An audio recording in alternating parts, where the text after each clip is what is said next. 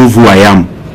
I'm saying it in humility that I'm very, very grateful to the people of Kiharu for that honor, to have served them as a member of parliament. This is my second term, and especially given that there are many landed people in our constituency, but they have given me that honor and privilege to serve as the budget and to serve as their MP, or to serve as our MP as a constituency, and that has opened or had opened the room for me to serve as the chairman of the Budget and Appropriations Committee.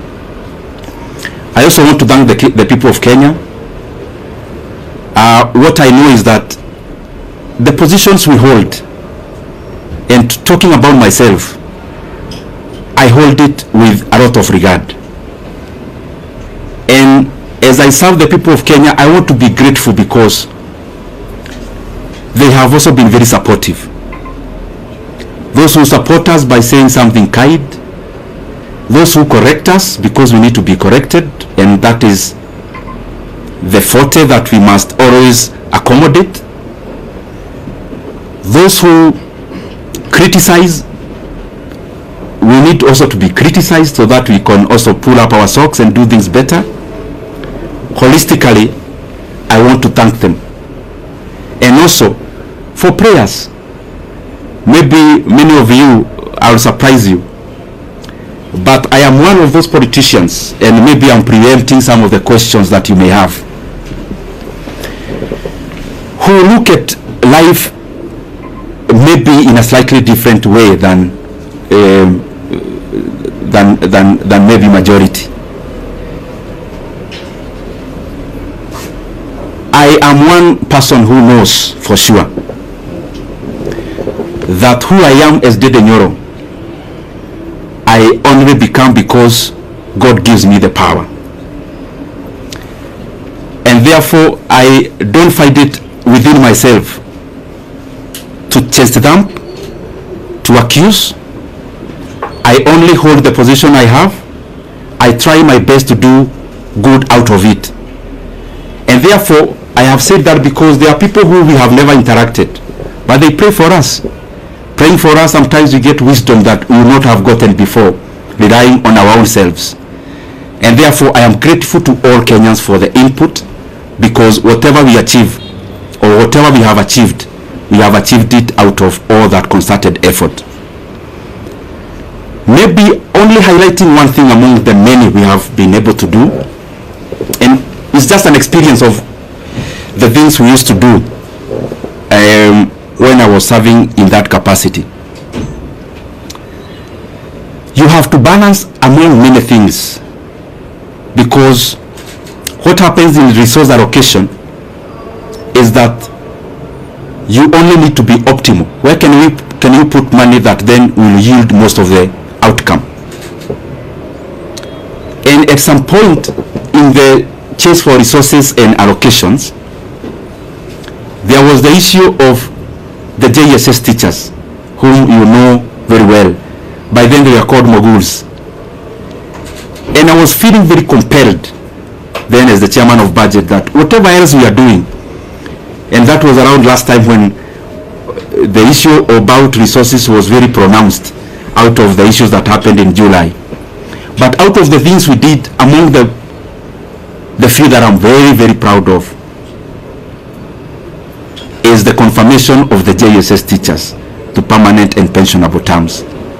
It gives me a lot of satisfaction, and especially given that I took it as my burden to make sure that that was done. But I'm not claiming to have done it by myself. It is teamwork among the committee members, teamwork among the other consultations that you need to do as the chairman of budget, which I am very truly grateful for. I want to stop there and pick some questions. I only request, I am a Kenyan, as I said when I was starting. I know, because I don't want to pretend that you as a journalist, there is what you really want me to say today. But I also feel it is important that the things you have said are equally important for the country, and especially the transition. Given the position I held, I used to invite you you used to cover, I felt it is beholden upon me to also call you when it is time to pack.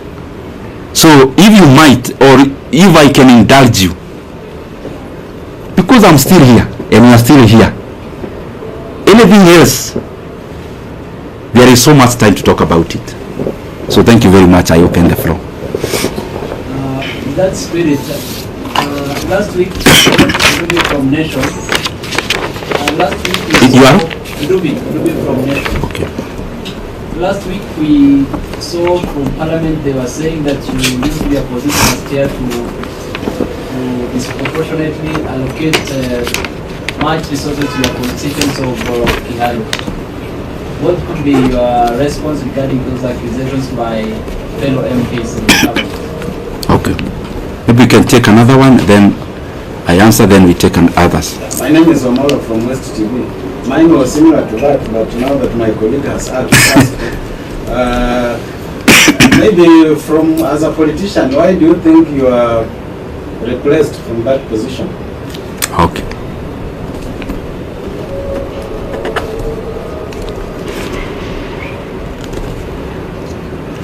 Yes, my brother. Yes, Moses here. Yeah? Moses. Moses from Star. Oh, Moses. Yes, I know you. You know the country is expectant. When I say that, I know what I mean. Yes. Kindly just give us a hint on this expectation. Okay. We can take one lady. I'll come to you, then we answer. I'm here. Yes, my sister. Naitwa Millicent kutoka KBC. Umezungumzia mafanikio ambayo umefanya kama mwenyekiti, labda ni yapi ambayo unaweza kusema kama kutekeleza kikamilifu, na pia kuna hili swala la public participation bado ni donda sugu kabisa, halijaweza kushughulikiwa kikamilifu, labda hata wakati unapoondoka ni kitu ambacho unaweza kusema. Let me answer this so that I don't forget, and then we can answer the others. Duby from Nation, you've asked about the comments that were made in Parliament last week. I would just implore upon everyone, because I'm not the first person to hold this position, respectively so. You can do an analysis for the past many years that this position has existed, and then try to see and compare for yourself, because many times it's not good to talk about yourself, because you are likely to be subjective. To be objective, the data is out there, just check. However, on the same, every politician have their own brand of politics. Myself, I do not answer evil with evil. Neither do I answer insults with insults. Basically, we are all different, and I don't want to purport to know better what I am not, and therefore I am okay as a leader. You cannot continue being provoked and then you dance to the tune. And I also want to say that anger and hatred is too heavy a burden for any leader to carry. And you only carry anger and those kind of other negative emotions to the advantage of the distractors. So it is important then, in politics you draw your line, you know this is the kind of politics I want to play, draw that line, whatever it is, follow through. Secondly, in terms of Wamalwa West TV, on why, you asked me a very difficult question, on why I was repressed. I also don't know. And I am saying it in good faith. I didn't come here to accuse anyone today, or I only came to set the record straight. No one in the leadership of our coalition, from whichever position, has ever called me in regards to the position, in regards to what I need to do better, in regards to what I need to change, in regards to things that needed to be done in a different manner. it's very good for me to put it into record, because as I said, I was holding this position knowing that I was serving Kenyans, so I am also answerable, and in sincerity say, there is no one who has ever called me decision makers of our coalition to say anything around this. I read in newspapers about myself the same way you do. And in terms of this position, that's what I mean, and that's the truth. Moses of Star, you know, Moses is a political journalist, I know him. So he's asking me that I need to say something around politics. Moses, I have your number and you have mine, and I want to assure you that when I need to talk politics, I'll call you, and I'm saying it respectfully.